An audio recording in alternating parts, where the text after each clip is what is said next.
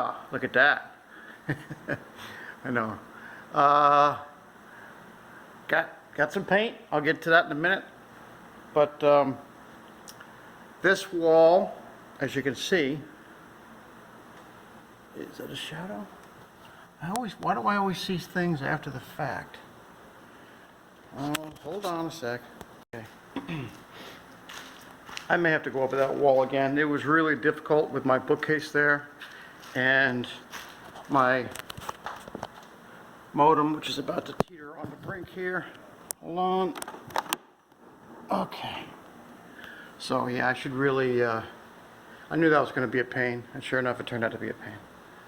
So, but that's one of the reasons why I wanted to do it, to get over all this stuff. You can probably see, if I move out, if I get my big shadow out of the way. So, that's done. But the big news of the day is, well, not the big news, but I got 2 gallons, two brand new gallons. That hasn't opened yet, not when I opened, of course. But the big news is I'm done with this wall. This wall right here, the biggie, one of the big ones. Did it, done. I did it in sections. I did it in sections using, well, let's see, did I use the yellow pole? No, I think I used the red pole, because the yellow pole I got most of that last night or the night before. Anyway, no matter, it is done. All right, and there it is. Excuse me, there it is. Let me turn this light off. I moved the light over. This gargantuan light from 1,000 Suns. I had to move it, so unplug it or turn it off. Thank you. Let me sit down.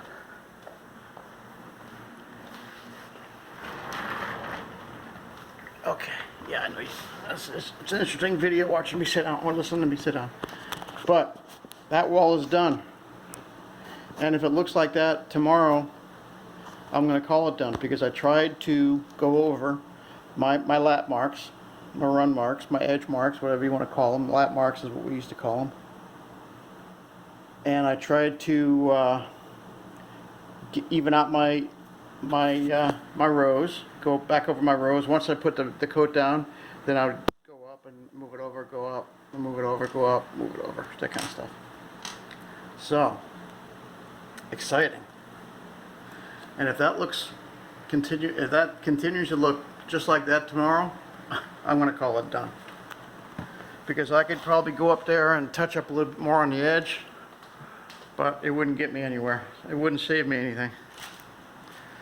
Another thing I did was I put my grill back together. Actually, I took it all apart. Well, not all apart, but I took the grill off, cleaned it, tightened down the screws inside, cleaned up inside, caulked the edges in the inside, and then I caulked all the way around it. I don't know if you can see it. Well, it looks cleaner. It looks cleaner. So I haven't turned the heat on yet, because it's 69 degrees. I haven't needed to turn it on. It got chilly this morning, but other than that, I think we're going to call that done. All right? Okay, so we're calling things done. I might have to clean this paint pan out, because you see those little ripples down there? That's from previous layers of paint, and sometimes they get on your roller, and that creates a problem. So I may have to wait till that dries and clean it out again and start from scratch. So, or another thing I could do is just go back to the metal with the plastic insert. That's an idea as well. And that's probably a good idea, depending on how long it takes for that stuff to dry. Okay. So, I got 2 gallons of paint. And you know what? I'm thinking 2 gallons might work. Because I'm just feeling that way. I'm just feeling that a gallon's gonna go a long way. So, that's why I got 2 gallons, because it's definitely gonna take more than 1 gallon. So, because I have all of this side to do. I have all of this side. All over here, all the way over. And this big, turn this light on. This big wall here which I have to sand my patch off, because I did do some patching, as you can see. I'm going to leave those hooks in. I haven't taken them out in the big picture yet, but I'll get to it. So I've got just a little under 2 gallons of paint to do all this and all that. Now keep in mind, it's not going all the way to the floor because I have my sherbet. So it's only, it looks like it's more, but it's not. So that's why I think 2 gallons might do it. But if it takes 3, it takes 3. But it was definitely not going to take 5. So, I mean, look at that. Again, if it looks good in the daytime with the sun light coming from the window, I'll be happy with it. I mean, the cutting in, you can't even see. I started cutting in over here with the 10-footer. That was a little while ago. I don't know how far I got, but I'll take that 10-footer and get up there again. Yeah, I may have to do this wall over because I can see. I was running out of paint. Come down here and you can see the sheen? Let's see if I can get it. See that? Little interruptions in the sheen. I was definitely running out of paint, and I didn't want to pour any more because I knew I was done. So if I have to go over that wall again, no big deal. But I should move this bookcase out of the way and disconnect some of those wires so I can get a free shot, because that's important, especially with this long pole.